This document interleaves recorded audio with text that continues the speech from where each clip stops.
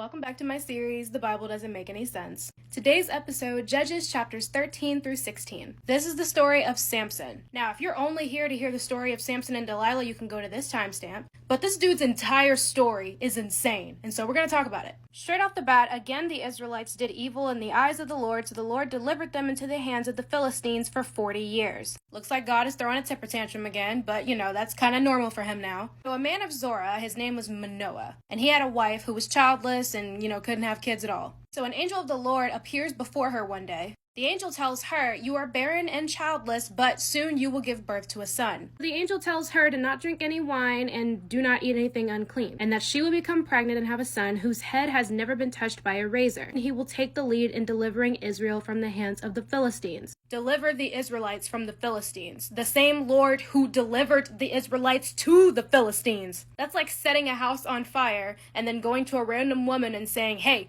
you're going to give birth to a child who's going to grow up to be a firefighter and he's going to put this fire out." Like, maybe we wouldn't need him to do that if you didn't set the shit on fire to begin with. This is your fault because you're mad because your people aren't worshiping you or doing evil shit in your eyes. Maybe turn around. Maybe try that. Turn around like you turn around when children are being essayed in the churches. Woman gave birth. It was a son. She named him Samson. So a little down the line, Samson finds this young Philistine woman and he wants to marry her. One day Samson is walking and he gets attacked by this lion. And with the Spirit of the Lord on his side, he tears the lion apart with his bare hands. Then sometime later, he's walking back by the same place and he sees the lion carcass just laying out and it's got bees around it and honey inside the carcass. So he scoops some of the honey up, eats it, and then just goes on about his day. Then after he marries the woman that he wanted to marry earlier, he hosts a feast. And while Samson is talking to the other Philistines, he gives them a riddle. The riddle is, out of the eater, something to eat, out of the strong, something sweet. And he tells the men, if you can give me an answer within the 7 days of the feast, I will give you 30 linen garments and 30 sets of clothes. If you can't give me the answer, you must give me 30 linen garments and 30 sets of clothes. For 3 days, they can't figure out the riddle. On the 4th day, they go to Samson's wife and tell her, "Hey,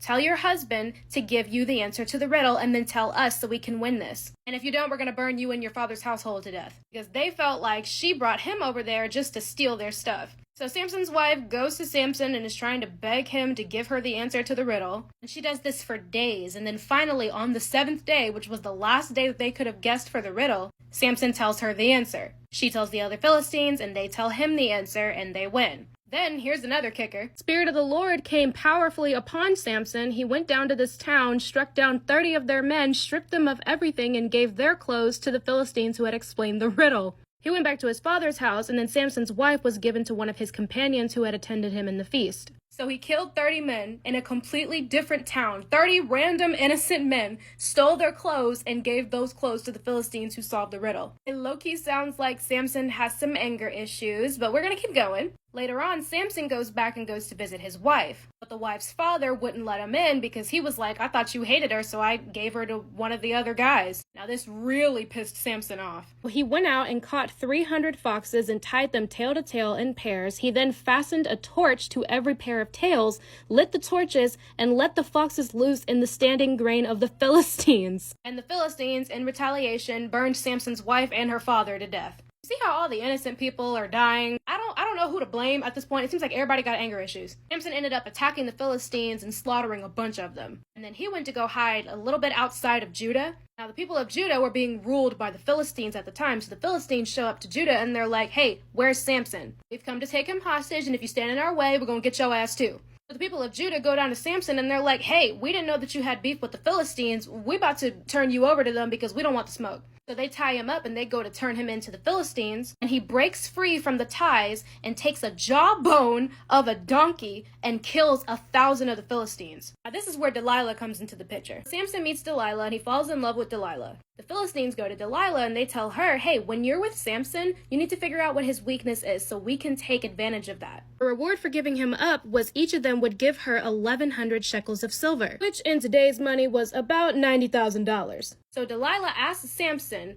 3 separate times what his weakness is, and every time he lies to her. All 3 times that he lies to her, she sets him up that night with the exact thing that he said was his weakness. And she's like, "Oh, Samson, the Philistines are upon you." And then he breaks free. He's like, "I'm still strong." I'm just trying to figure out why he stayed around for her to do this to him 3 times? Like, I tell you my weakness, and then the same night that I tell you my weakness, the Philistines showed up, and I'm tied up with the exact thing that I told you my weakness was. This isn't a coincidence at this point. Was he just dumb? Why would he still stay around? Like, get out of there. She's obviously trying to set you up. And the 4th time, she asks again, and she's like, obviously you don't love me if you can't confide in me. And so he finally tells her the truth. He says, no razor has ever been used on my head because I have been a Nazirite dedicated to God from my mother's womb. If my head was shaved, my strength would leave me and I would become as weak as any other man. What did Delilah do? Obviously, she sets him up again, and this time she cuts his hair. Sends the Philistines over there. They ended up gouging his eyes out. Took him down to Gaza, and then they have him in the prison grinding up grain.